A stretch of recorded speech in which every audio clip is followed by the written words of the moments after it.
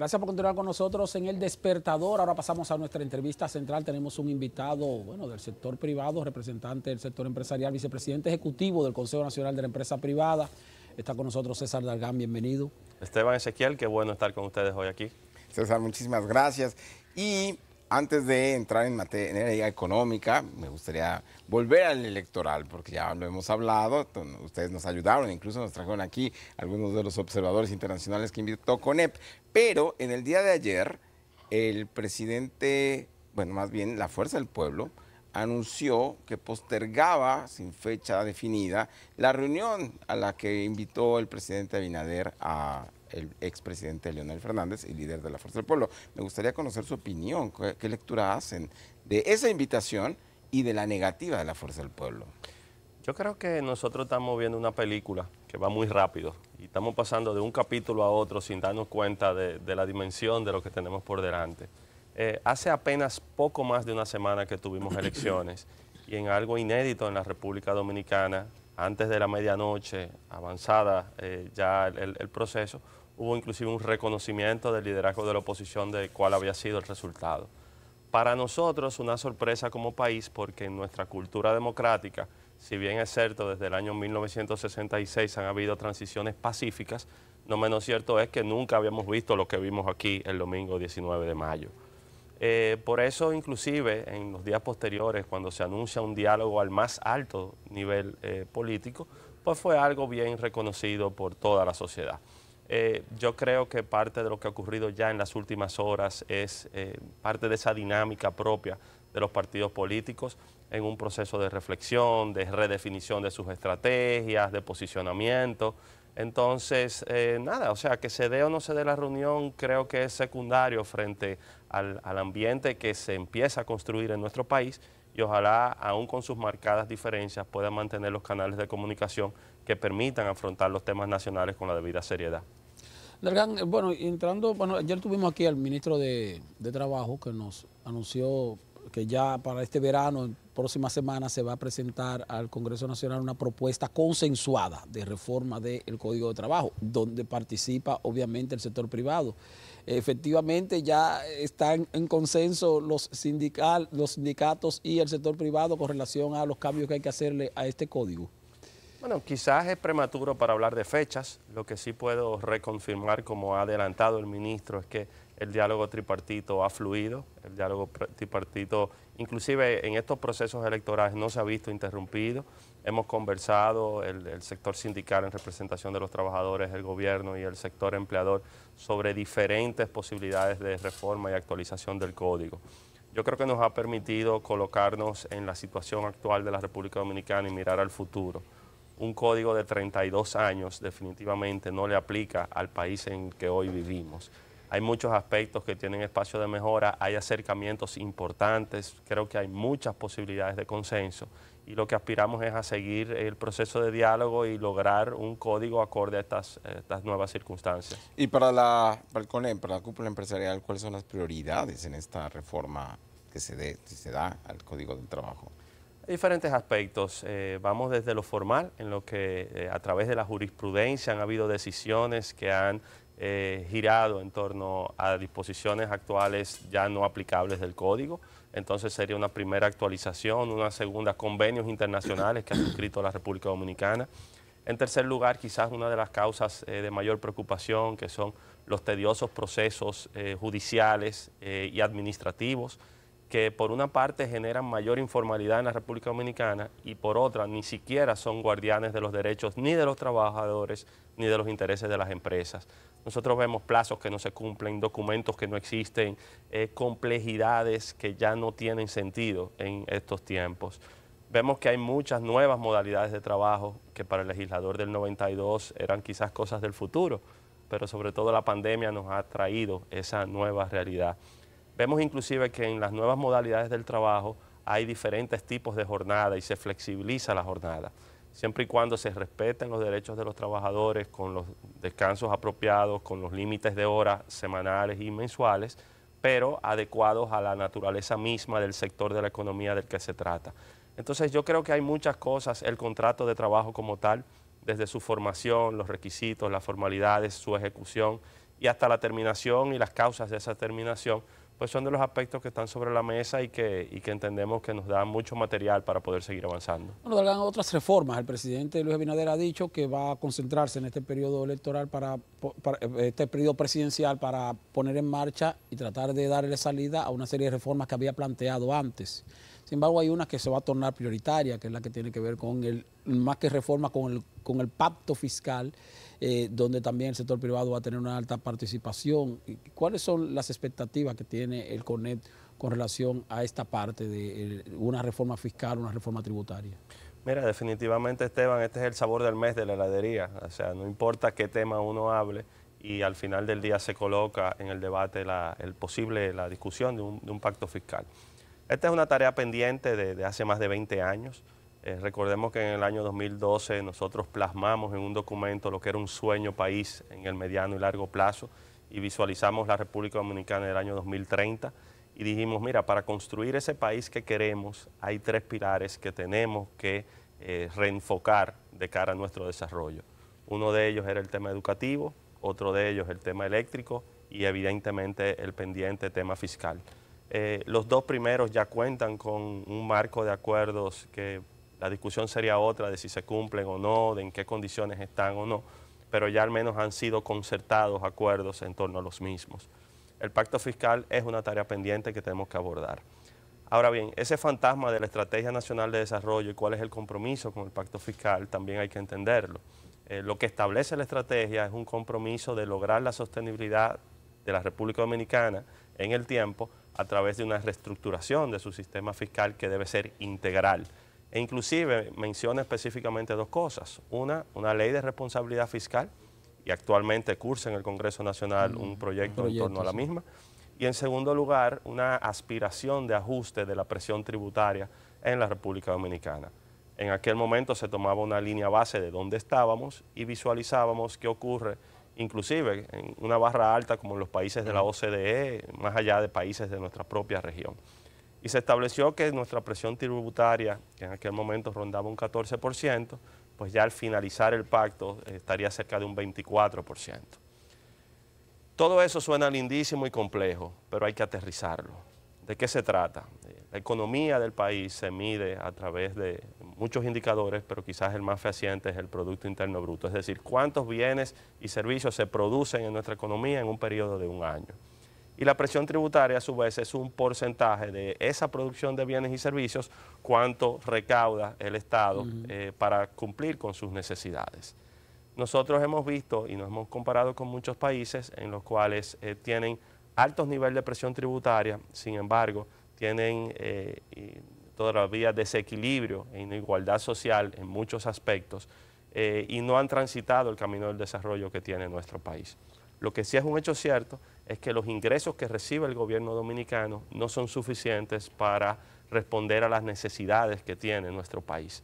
Y por eso estamos en la mejor disposición de ser parte de esta conversación, buscando formas que permitan abordar este tema de manera integral y sobre todo sostenible en el tiempo. ¿Y qué parte de esas reformas impactarían, por ejemplo, en las exenciones fiscales que reciben sectores importantes como el eléctrico, como el turístico, por ejemplo, como las zonas francas?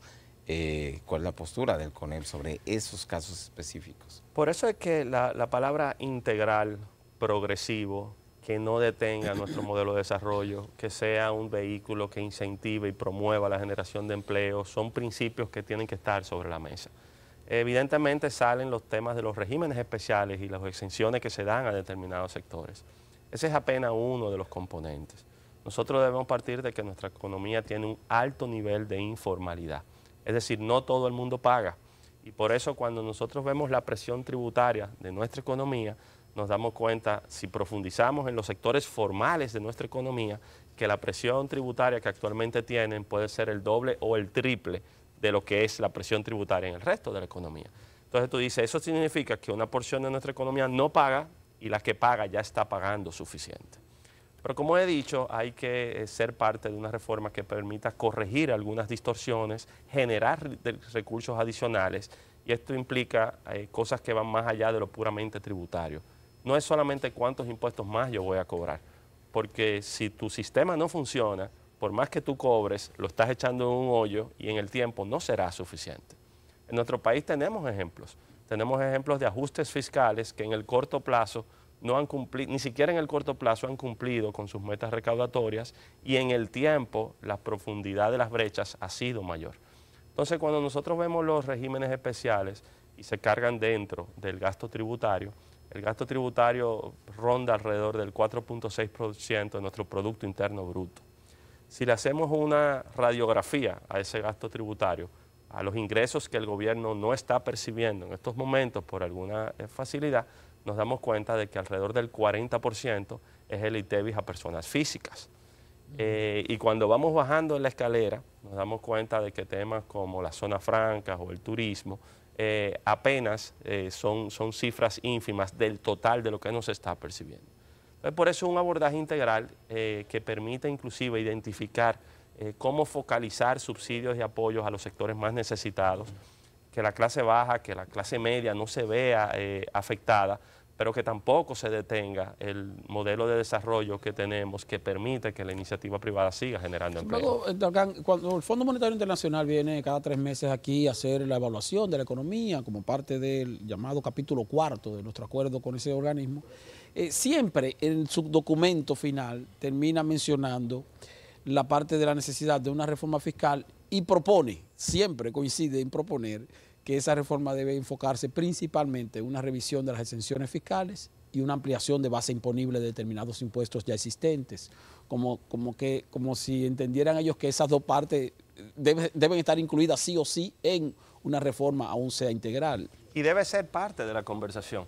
Mira, Esteban, yo me encontré un documento sumamente interesante y te lo voy a compartir, que era una presentación precisamente del Consejo Nacional de Empresa Privada de junio del año 2004. Hace 20 años. Si nosotros nos remontamos a ese momento, acababa de ocurrir la crisis de los bancos, estábamos en la antesala de una transición política en nuestro país, muchos retos económicos globales, entonces era un aspecto bastante convulso. Me río porque los temas que se trataban en ese momento, hace 20 años, eran exactamente los mismos temas que estamos viendo ahora. El detalle que sí me fijé es que algunos de estos temas estructurales, al no atenderse en el tiempo, lo que han hecho es agravarse aún más. ¿Cómo cuáles? Nosotros veíamos, por ejemplo, que ya hacía mención ese documento a pérdidas de las distribuidoras. Las pérdidas en aquel momento eran 450 millones de dólares y era algo alarmante. Hoy las pérdidas pueden ser alrededor del 1.5% de nuestro Producto Interno Bruto, es decir, 1.200, 1.500 y más millones en nuestra economía que pueden servir para muchas otras cosas. Si nosotros vemos tan solo ese tema eléctrico, en el año 2020 y 2021, cuando se suscribía el pacto eléctrico, veíamos que esas pérdidas rondaban en las distribuidoras en alrededor de un 30% promedio. Hoy esas pérdidas rondan un 40% promedio. Entonces, si tú me dices que el tamaño de esa reforma o la aspiración que pueda tener esa reforma puede ser de un 1, de un 2, de un 3, de un lo que sea, por ciento de nuestro Producto Interno Bruto, y vemos que hay hoyos como el que tenemos en el sector eléctrico, son cosas que tenemos que abordar. Entonces, lo que tú dices, Esteban, es cierto. Muchos organismos multinacionales hacen recomendaciones, tienen que ver en gran parte con ajustes a nuestro sistema, pero asumirlo de manera integral conlleva también ver qué está ocurriendo y dónde que se están yendo los recursos en nuestro país. Una situación que se da, y lo recuerdo también mencionando el año 2004, cuando el presidente Leonel Fernández retornó al poder, se planteaba una reforma bastante amplia en ese sentido. Temístocles Montá, que era el ministro secretario técnico en esa época, creo, si mal no recuerdo, hablaba de que el gobierno le presentó al sector empresarial y le dijo, miren, ¿qué reforma fiscal ustedes plantean? Y finalmente el gobierno tuvo que imponer su propia reforma porque el sector empresarial no llegó a ponerse de acuerdo, porque hay mucha diversidad también aquí en cuanto a nuestra economía en el sector privado. Y se lo menciono porque usted representa precisamente a la principal organización del sector empresarial. O sea, muchas veces hay cosas que se estancan porque los mismos empresarios, cada quien ala por su lado en cuanto a sectores, y entonces no se termina de hacer algo integral. Y es normal, mira, el CONEP de hoy en día son 68 asociaciones y 76 empresas. Indirectamente representa 60.000 empresas de todos los sectores, de todos los tamaños, de todas las regiones. Te doy la razón, ponernos de acuerdo internamente no siempre es fácil, Pero yo creo que en este momento estamos todos alineados, al menos en cuáles deben ser los principios para abordar esta situación y poder contribuir al desarrollo sostenible de la República Dominicana. Cuando nosotros vemos cuáles son los ingresos de nuestro país, alrededor de sobre el 90% son impuestos. Y cuando rodeé también la aguja hacia atrás, me di cuenta de que la composición del aporte de esos impuestos ha estado en la misma proporción. Alrededor del 35% de los impuestos de nuestro país vienen del ITEVIS. Y hablamos hace un momentico que eso es aún con una base sumamente erosionada. Alrededor de sobre el 30% viene del impuesto sobre las ganancias, del impuesto sobre la renta, y luego 10-11% viene sobre el impuesto selectivo, y luego otros impuestos menores y otros ingresos. Eso nos coloca a nosotros frente a una situación de pensar, bueno, vamos a ser parte de esta discusión, pero ¿qué tan eficiente estamos siendo con lo que actualmente tenemos?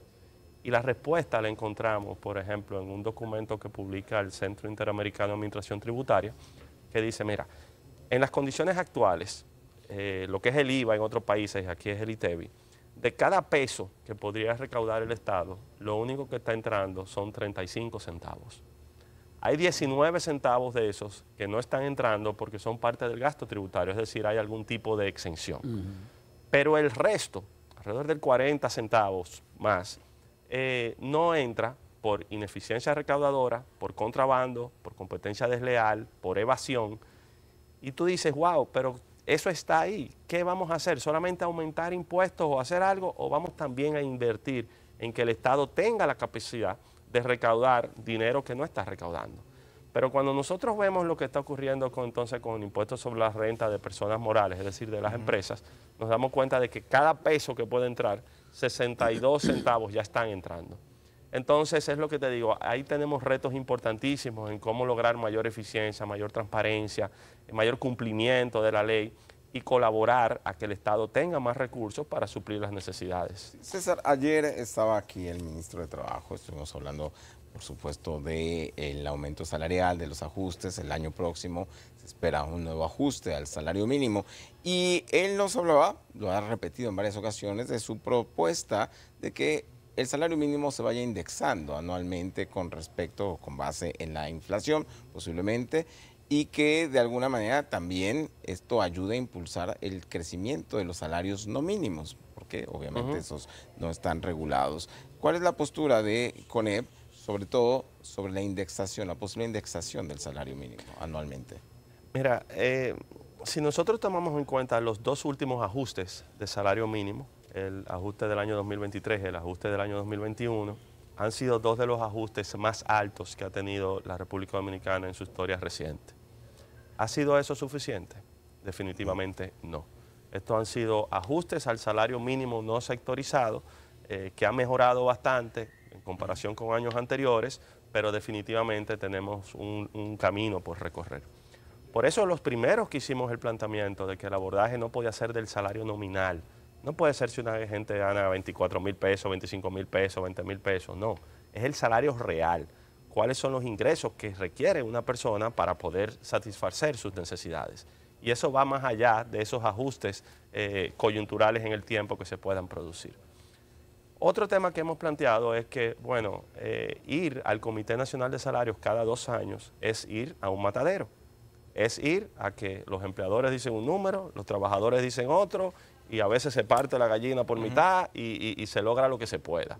Tengo que reconocer que estos dos últimos ajustes han sido a través de un diálogo respetuoso y de común acuerdo entre las partes. Pero tenemos antecedentes en los cuales o se han parado los empleadores o se han parado los trabajadores de la mesa inconformes con lo que se ha decidido. Y para eso es fundamental que nosotros tengamos criterios objetivos que permitan que ese ajuste vaya acorde a las condiciones del momento. Cuando se habla de una indexación, y se hablaba en el último ajuste de salario, se hablaba de una indexación por inflación. Era fácil de hablar de una indexación por inflación, o podía ser sexy, podía ser dulce, cuando teníamos unos picos inflacionarios con inflación en doble dígito. Entonces, si esa hubiese sido la tendencia, a lo mejor era la salida más clara. En aquel momento nosotros dijimos, no podemos actuar por las condiciones de una coyuntura específica y debemos medir una serie de indicadores que de manera objetiva permitan que los ajustes se produzcan en el tiempo que las empresas puedan seguir siendo competitivas, generando empleos y aumentando su productividad, y que al final del día los que más se tienen que beneficiar, los trabajadores, tengan los ingresos que les corresponden. Entonces, todavía albergamos la esperanza de que esa discusión cada vez tenga más criterios objetivos, que podamos visualizar al futuro con una transición no solo del salario nominal, sino sobre todo del salario real de nuestros trabajadores. Perdón, Esteban, y una posibilidad podría ser, por ejemplo, que el salario mínimo se estableciera con base en la canasta básica. Recordemos, el Banco Central cada mes publica cuál es el costo de la canasta básica, estos 313 productos aproximadamente, y que su costo es superior al salario mínimo más alto que tenemos en el país. Bueno, podemos tener muchos indicadores, pero cuidémonos de adaptarnos a cuestiones que sean coyunturales del momento y que fluctúan. Ustedes han recibido el informe más reciente del Ministerio de Economía, que presenta una serie de indicadores. La canasta básica en este periodo ha reflejado un descenso en los precios. No era lo que ocurría el año pasado. Entonces, tenemos que cuidar mucho de que los indicadores que se utilicen sean lo suficientemente objetivos, entenderlos de manera integral, ver que el salario real conlleva otros aspectos. Por ejemplo, para el trabajador, ¿cuánto está pagando el trabajador de impuestos en adición? ¿Y hasta cuánto debería ser el límite tolerable para que no pague esos impuestos? Pero del lado de la empresa, por ejemplo, del empleador, ¿cuál es la carga que tiene en adición al salario? Es decir, por cada peso de salario se pueden generar hasta 60 centavos adicionales entre lo que conlleva los beneficios que tiene que asumir para el trabajador. Contribuciones a la seguridad social, pasivo laboral, cesantía, Infotep. Cuando tú sumas todo eso, eso puede ser hasta un 60% del salario como tal. Entonces, veámoslo de manera integral y ojalá esas reformas tengan de cara a modelos que funcionan en muchos otros países. Bueno, el planteamiento del ITEVIS, ahí hemos visto una propuesta que tiene el Centro Económico de Estudios Económicos, Centro Regional de Estudios Económicos y Sostenibles, el CRES, que hace referencia a tal vez la posibilidad de que el ITEVIS sea generalizado y que se baje la tasa como una forma de reducir la evasión de este impuesto, y que también sea menos regresivo en el sentido de que pudiera focalizarse la compensación a los sectores de menos ingresos. Y plantea así porque dice que el ITEVIS, y en eso tiene razón, nosotros tenemos productos que están exentos y servicios que están exentos del ITEVIS, pero que su cadena de producción tienen ITEVIS incluido. Entonces, al final es un producto exento donde el productor, para llegar a ese producto final, tuvo que pagar ITEVIS en determinados escalones. Al final el consumidor termina pagándolo como quiera. ¿Ustedes han evaluado esa posibilidad de que en el país haya una generalización de este impuesto con una tasa obviamente más baja, a los fines de que entonces así se pueda enfrentar un poco la evasión a la que usted hace referencia, que anda por el 40-50%? Mira, ahí ha aumentado una proliferación de propuestas en torno al tema fiscal en las últimas semanas, muchas interesantes. Específicamente con el ITEVIS hay varias cosas sobre la mesa. Una de ellas que permanezca igual, otra que se amplíe la base con la misma tasa, otra que se amplíe la base con una reducción de la tasa, otra que se amplíe la base con tasas diferenciadas. Y al final del día todas las opciones deben ser ponderadas, pero no de manera particular, sino en la integralidad, que debe ser uno de los elementos fundamentales de esta discusión en el momento que ocurra. Digo esto porque el ITEVIS por sí solo no es la solución a las fallas estructurales que nosotros tenemos, pero es un elefante blanco que está en el salón y hay que ponerle atención. Entonces, cualquiera de las opciones podría contemplarse. Lo has repetido varias veces y coincido plenamente. Esto no debe afectar a los sectores de menores ingresos. Esto no debe generar distorsiones en nuestra economía, y esto mucho menos debe ser un freno para la actividad económica, que al final del día es la que genera empleo, es la que paga impuestos, es la que invierte en nuestro país, y lo hace precisamente por las condiciones de estabilidad que vive en comparación con el resto de la región. El gobierno, bueno, el sector empresarial, discúlpame Ezequiel, no está solamente enfocado en aspectos económicos, sino también en aspectos institucionales y de velar por la democracia del país. Hemos visto que el presidente Luis Abinader ha sido un tanto insistente con que quiere modificar la Constitución de la República para ponerle candado, para lo que fuere. ¿Ustedes cómo observan este proceso? ¿Creen que la Constitución de la República debe ser mejorada, tocada nuevamente, o que tal vez como está se puede quedar así unos cuantos años más? Hay tantos modelos, desde la Constitución de los Estados Unidos, que es una sola, y lo que en el tiempo, desde el 1776 a la fecha, lo que ha tenido son varias enmiendas, sí, sí. hasta la nuestra. La última no fue una enmienda, fue una reforma total. A través de la modalidad de enmienda. Y tenemos luego otras, como el caso de la nuestra, que del 44 a la fecha ha tenido múltiples modificaciones. Usualmente las modificaciones constitucionales en República Dominicana han respondido a una crisis político-electoral, ya sea posterior a unas elecciones para buscar el bajadero de solución de esa crisis, como ocurrió en el año de 1994, o previo a las elecciones, cuando por incluir o no el tema de la reelección presidencial, también ha sido modificada la Constitución.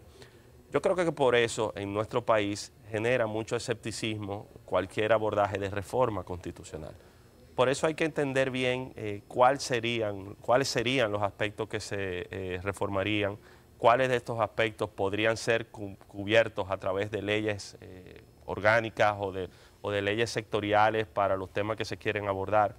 Yo creo que algo hay que hacer también en torno a que ese planteamiento del presidente Abinader, que ha sido insistente, ha sido coherente, tenemos que creer en su palabra en el sentido de que sería aspectos institucionales, pero mientras mayor transparencia y claridad haya de qué es lo que queremos hacer, se asuma también con la debida humildad y responsabilidad la supermayoría que habrá ahora en el Congreso Nacional.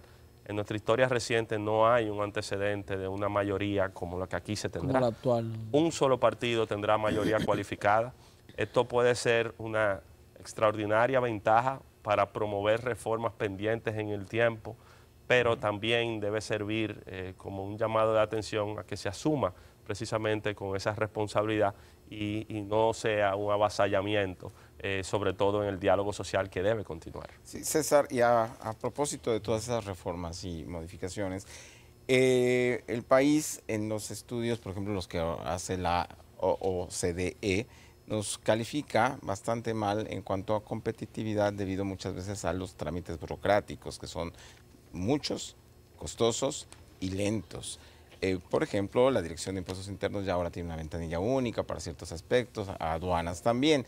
¿Qué necesita el empresariado justamente para empezar a reducir toda esa burocracia y mejorar la competitividad? Interesantísimo en muchos de estos enfoques, no es solamente la burocracia como algo teórico, sino el costo que genera la burocracia.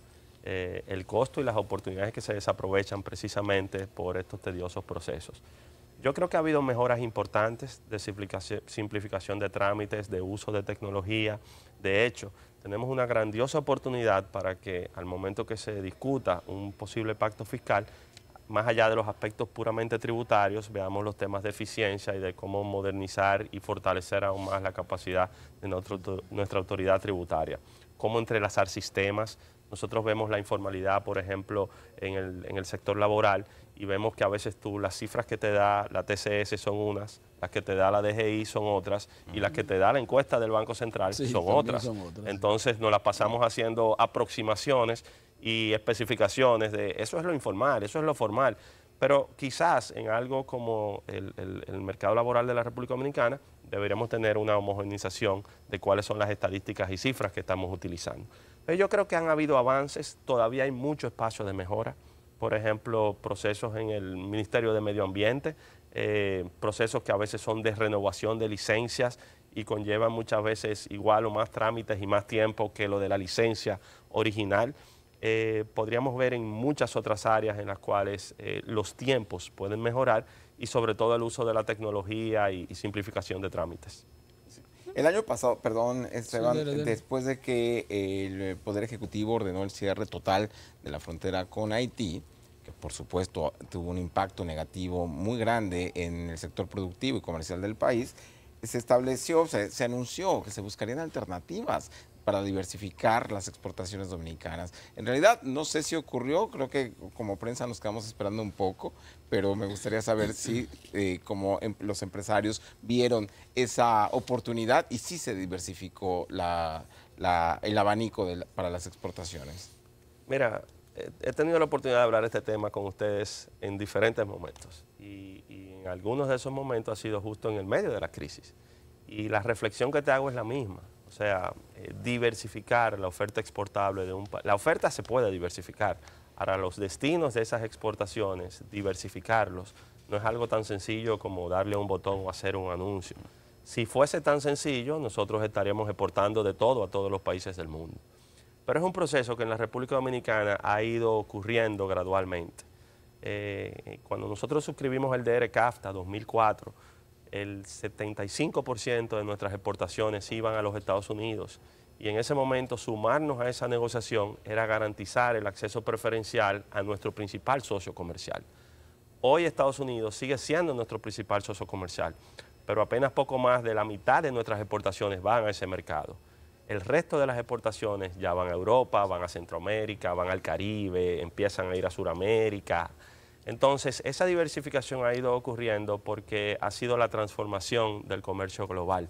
Pero no es tan sencillo de que cuando un socio de la importancia comercial como es Haití para la República Dominicana se afecta al comercio formal, no es tan sencillo fomentar o producir un desvío. Por eso, por todas las vías, lo que tenemos que seguir es insistiendo en que Haití pueda recobrar un camino de institucionalidad, que la informalidad y el comercio desleal no va en detrimento solo de la República Dominicana, va en detrimento de ambos países. Y lo que ocurre cuando tú asfixias el comercio formal y hay una demanda porque no hay producción, es que el comercio se sigue dando por muchas otras vías que va en detrimento. Entonces, incluso está el contrabando. Claro, y eso va en detrimento de ambos países. Mejor, hay una situación también preocupante, César, y es que nosotros tenemos un sector de exportador que es muy elogiado, que es la parte que tiene que ver con las zonas francas. Y sin embargo, las exportaciones de productos nacionales se han ido reduciendo constantemente en los últimos años, al punto que incluso la ponderación de las exportaciones nacionales como parte de las exportaciones totales también se ha ido reduciendo, son apenas un tercio, cuando hace unos años era un 45% más o menos y 55% de la zona franca. Y también vemos ahí mismo una tendencia, no sé si es real o es perceptiva, de que muchas empresas nacionales están entrando al llamado régimen de zona franca. Entonces, ahí hay una situación de qué pasa con las exportaciones nacionales y qué pasa con la producción nacional con relación a la de zona franca, que no necesariamente todos los recursos se quedan aquí, porque muchas empresas son internacionales.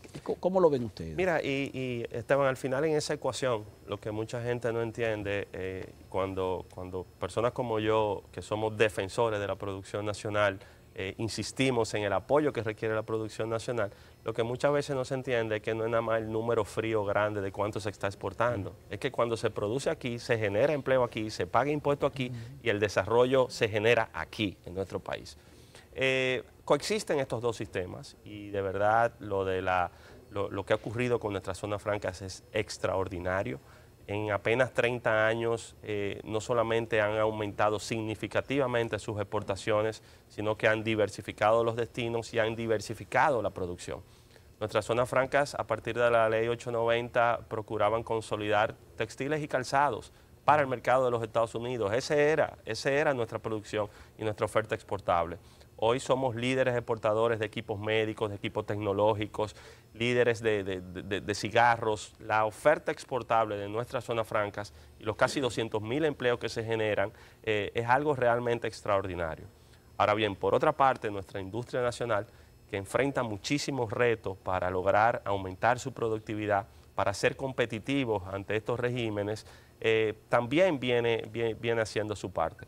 Por eso, de cara a futuro, todas estas reformas que estamos abordando deberían procurar algún nivel de equilibrio que permitan que ese desarrollo pueda permear en las diferentes esferas e inclusive lograr con éxito, porque ha sido una tarea pendiente, una interconexión entre los sistemas que nosotros tenemos. Si nosotros vemos ahora, por ejemplo, que ayer el ministro de Turismo hablaba de que nos encaminamos a un nuevo récord y 11 millones de visitantes, esos visitantes extranjeros en nuestro país consumen productos. En la medida que el consumo de esos 11 millones es precisamente producción nacional, entonces también aumentan las posibilidades que tenemos de generar ese desarrollo. Entonces, al final del día, hay muchas oportunidades y definitivamente lograr los equilibrios y el apoyo a nuestra producción nacional es fundamental. César, alguno justamente de los obstáculos que que enfrenta el país para mejorar su competitividad, sus exportaciones, es la baja calidad educativa. Es algo que ustedes como empresarios siempre han destacado y en realidad no ha mejorado. Pero también la educación en tecnología, por ejemplo. Y mi pregunta es, si se mejorara esa calidad educativa, si se impulsara más la educación de las matemáticas, de las ingenierías, el país tiene la capacidad, la iniciativa privada tiene la capacidad para absorber a todos estos jóvenes, porque lo que vimos en los últimos 20 años con los miles de jóvenes que se fueron a estudiar becados por el Ministerio de Educación Superior y por universidades del exterior, es que cuando regresaron al país no tenían trabajo. Lo que nosotros vimos con la pandemia fue el aumentar el nivel de atención en este fenómeno del nearshoring, donde los grandes países atraían a sus costas sus suplidores para poder, no era ya solo un tema de costo, era hasta un tema de seguridad y de suministro, tener a sus proveedores cerca para poder producir los encadenamientos correspondientes. Ese nearshoring con el tiempo inclusive ahora ha adquirido otra denominación que es el friendshoring. No es solamente que esté cerca, sino que al menos compartamos las mismas visiones y tengamos las mismas reglas de juego. En toda esta reorganización del tablero internacional, la República Dominicana tiene muchísimas oportunidades. La infraestructura portuaria y aeroportuaria que hemos construido en nuestro país, la cercanía al mercado de los Estados Unidos, la interconexión con muchos otros mercados globales nos coloca a nosotros en el lugar ideal. Pero al final del día, cuando vemos en esas debilidades estructurales, nos damos cuenta de que hay muchos aspectos a mejorar.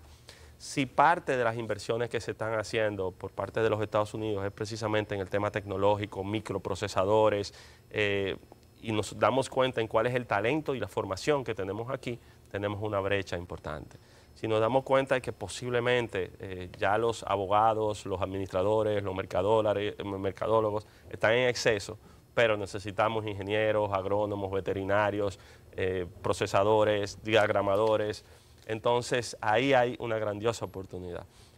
No solamente orientarnos en la formación de educación superior, sino la formación técnico-profesional. Creo que hay grandes oportunidades, inclusive en las discusiones de reformas que podrían producirse en los próximos días, de reorganizar la parte institucional. Pensar, mira, la asignación del 4% del Producto Interno Bruto al sector educativo, que se traduce en casi una tercera parte del presupuesto nacional, pero también hay asignaciones presupuestarias de otras instituciones que tienen que ver con educación que van más allá.